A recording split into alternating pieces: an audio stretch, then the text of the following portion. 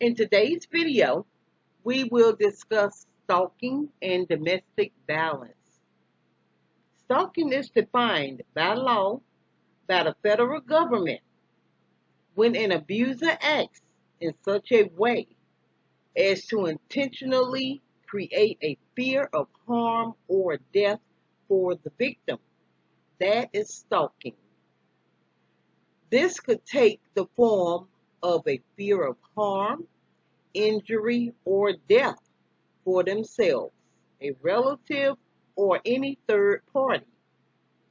Abusers who use stalking to terrorize and threaten create substantial emotional distress for their victims, family members, and third parties. The impact on victims is as follows.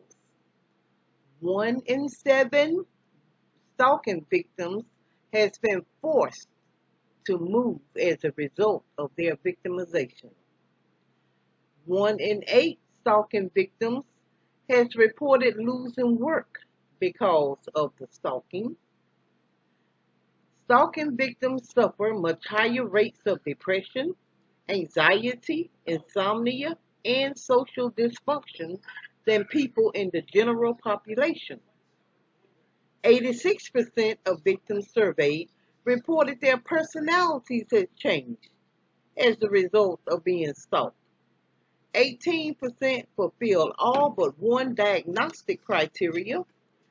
1 in 4 stalking victims contemplate suicide.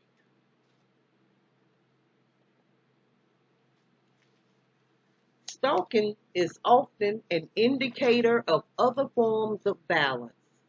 81% of women who were stalked by a current or former husband or cohabitating partner were also physically assaulted by that partner. 31% of women were sexually assaulted. Abusers use stalking to intimidate and control their victims. In the following video, survivors of stalking discuss the psychological aftermath of stalking.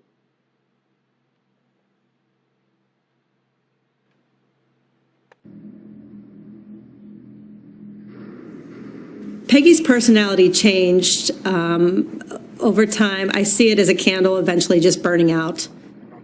Before she met Patrick, she was so bright and shiny and vibrant, but little by little, he just snuffed that flame out. And you did not see that smile like you used to see.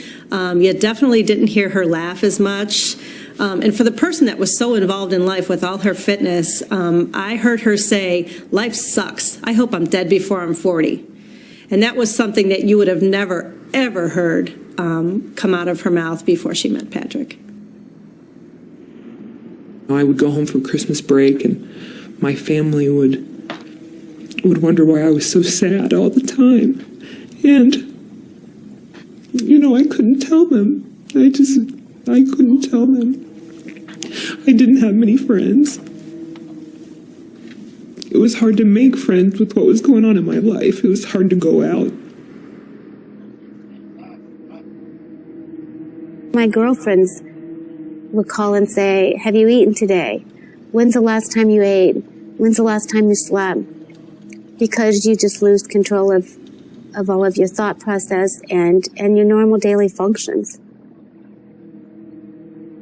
I was staying with friends for a month just to make sure I was safe enough to move into my own place. I would pull up into their driveway and they would come out and meet me and just sit in the car because I would be shaking and just crying and hysterical. And all I could repeat over and over and over was, what if I really am crazy? What if I really am so crazy that I don't understand that I'm crazy? And he's right. He would say things to her like, you look like a slut. You're stupid. You're never going to get this job. Just to take her down. And then when she was down, he would come in like the hero and say, I'm sorry. Let's go to the mall. Let's get you a new sweater, and I'll drop you off at the interview, and I think you'll do just fine. And this was a reoccurring, ongoing pattern of behavior. How do you find a place to live when for 10 years, you haven't even been able to decide if you want Cheerios for breakfast unless somebody thinks that's a good idea? How do you find a place to live? How do you decorate a place if you don't know what you like anymore? To have somebody twist your thinking that much that you don't trust your own thoughts anymore. You don't trust your own basic concept of right and wrong. I know, and That's I heard him talk hard like to that for a do. long That time. takes a long time, and it takes a lot of beating somebody down. There was years in there.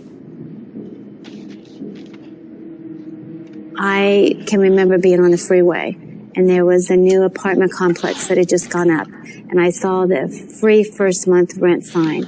And as we're driving home, we'd had this blow up before we got there, and got the kids in the back seat, and I look over, and he's driving, and I was in tears about this situation on what we had argued about, and I looked over, and I just looked at this apartment sign, and I thought, God, what I give to be able to just move in that apartment and just take the kids and be able to be there, just us, and have some peace in my life. And as I'm thinking about that, he makes a comment as he's driving and brings me back to reality. And I started trembling because I thought, oh my God, he's controlled so much of my life. What if he heard what I was thinking? And can he? And that's how much I lost control of what truly was normal and what wasn't, because I really thought that he knew what I was thinking. And if he did, then consequences would happen at home if he knew that. If you need help, call the National Domestic Violence Hotline at 1-800-799-7233. The prevention and educational programs at Life Skills Academy can help and inform. Go to lindamcqueen.org. The page will open up to Life Skills Academy. Again, go to lindamcqueen.org. The page will open up to Life Skills Academy. While you are there, please take advantage of our forums, chats, group meetings, webinars, and hangouts. If you have any questions, please email us. A link to the website and email address will be provided below.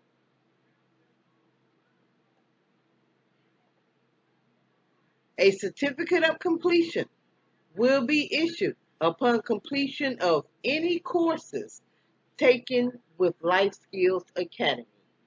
Again, you will receive a certificate of completion once you have completed a course with Life Skills Academy. Life Skills Academy provides a platform for domestic violence survivors to share stories, heal wounds, and find their way back to themselves. Create your own group in the forum today. Go to lindamcqueen.org. The page will open up to Life Skills Academy. Please leave your comments and subscribe. Remember to like and share. And if any of you can donate to this channel, please do. Go to lindamcqueen.org to make your donation.